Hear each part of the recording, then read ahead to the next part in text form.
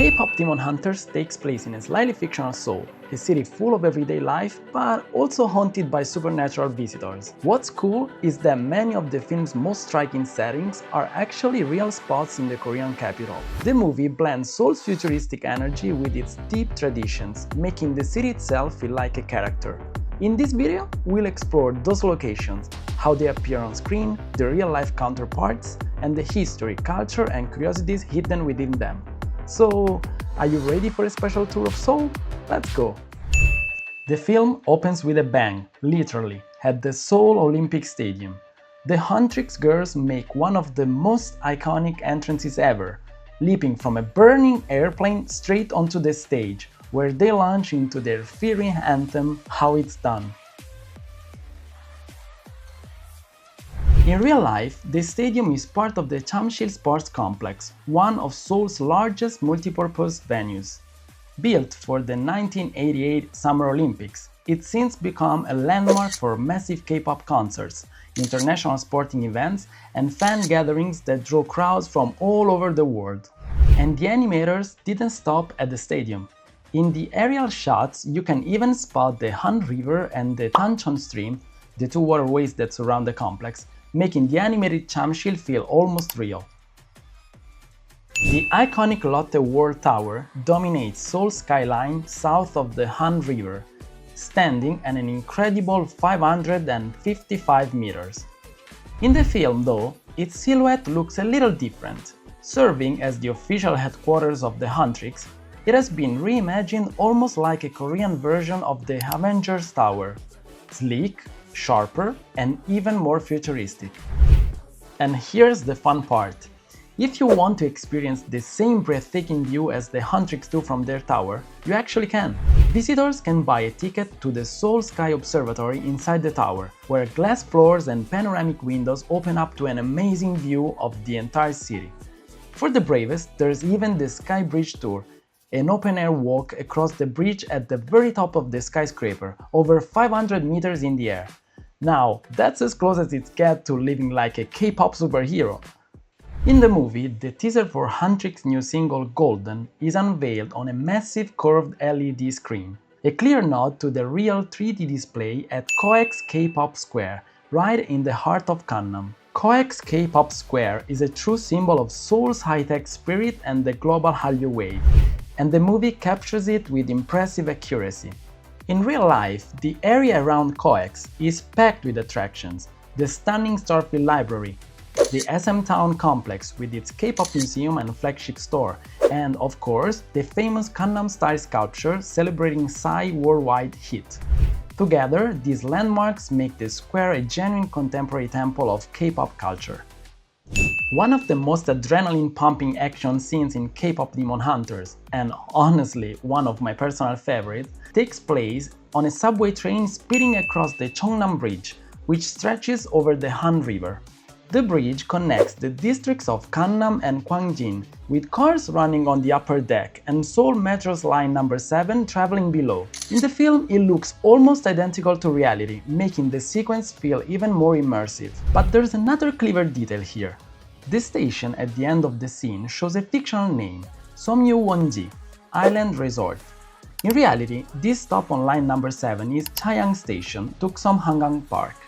And this isn't just a random choice by the filmmakers, it's a playful nod to the station's real history. Back in 1992, the station opened as Chayang Station, but in 1997 a request was made to rename it Tuksom-yu-wonji, Tuksom Amusement Zone, to promote the nearby Han River Park.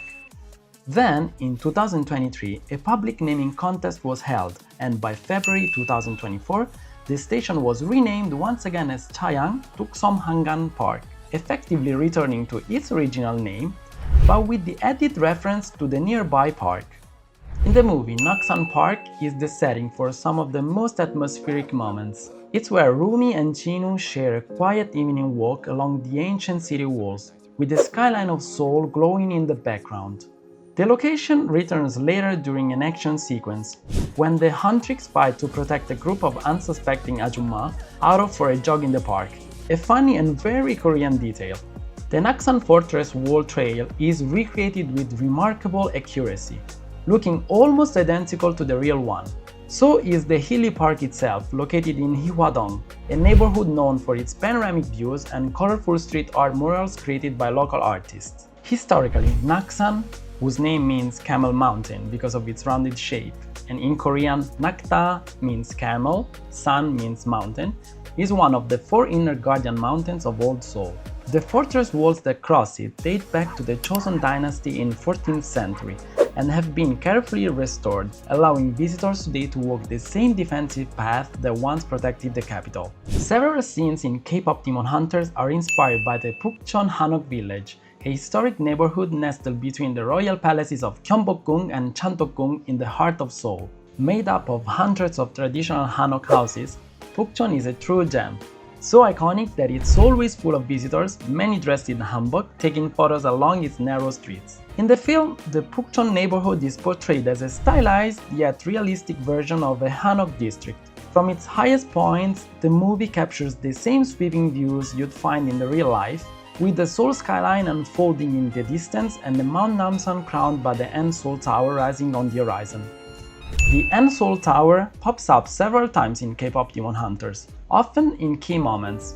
Shining in the futuristic skyline, it feels like a silent beacon watching over the city as the supernatural events unfold. Also known as Namsan Tower, it's one of the most iconic landmarks in the Korean capital. Built in the 70s as a telecommunications tower, it has since become one of the Seoul's most popular observation points and tourist destinations. Standing right at the heart of the city, it's visible from nearly every district, which is why it pops up so often in films and K-dramas. Just one glimpse of Namsan Towers tells you, yep, this is Seoul. In the movie, the Namsan Tower becomes the stage for the big finale, the Saja Boys' dangerous last concert and the showdown between Huntrix and the Demon King Guima. But here's the twist. The film places it in a pentagon-shaped stadium right next to the tower, which doesn't exist in real life. In reality, that spot is actually the station for the famous Namsan cable car. The Seoul Tower itself is recreated with surprising accuracy. Even the colorful night lights are spot on. In real life, the tower changes color depending on events or even air quality. So when it glows blue-green in the film, that matches what really happens. But here's the clever twist. During the Saja Boys' explosive final concert, the tower shines red. In the movie, it reflects their demonic energy. But in reality, red lighting warns citizens about dangerous air pollution, pretty much meaning don't go outside. The color coding lines up perfectly with the deadly concert, making it a brilliant Easter egg hiding in plain sight. Myeong-dong, Seoul's iconic hotspot for K-beauty and street food, sets the stage for a key scene, the Saja Boys' very first live performance of their bubblegum hit Sara Pop.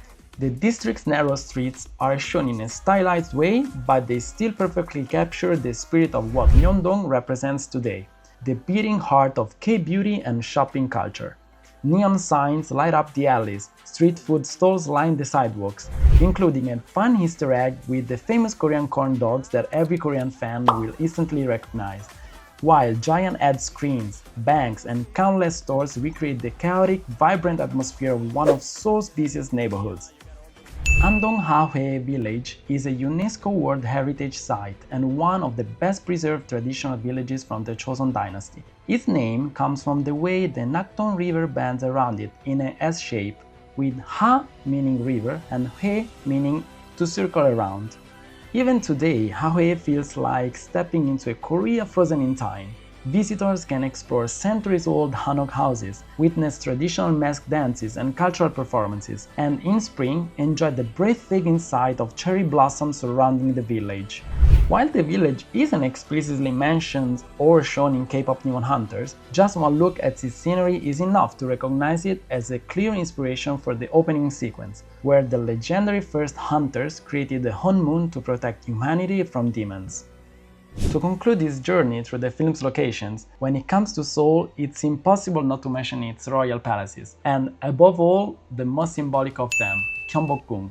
Through genius flashbacks, Kpop Demon Hunters takes us back to the Joseon era, right into a palace courtyard. It's not an exact replica of Gyeongbokgung, but more a cinematic tribute to Korea's past. The film really brings the royal court to life, from the palace architecture to the costumes of commoners, guards, officials. even the king and his consort. If you want to experience the same feeling in real life, I highly recommend witnessing the changing of the Royal Guard ceremony at Gyeongbokgung Palace. Held daily at 10 a.m. and 2 p.m. except Tuesdays, this performance features guards in vibrant traditional uniforms, complete with drums, trumpets, and a full ceremonial procession. It's like watching history come to life. And so, the circle closes. K-pop Demon Hunters gives us a vivid reimagining of Seoul, weaving past and present together. The filmmaker's passion for Korea shines through in every frame. Personally, I love this movie and I can't wait for the sequel. But what about you? Did you enjoy it and are you excited for what's next? Let me know in the comments.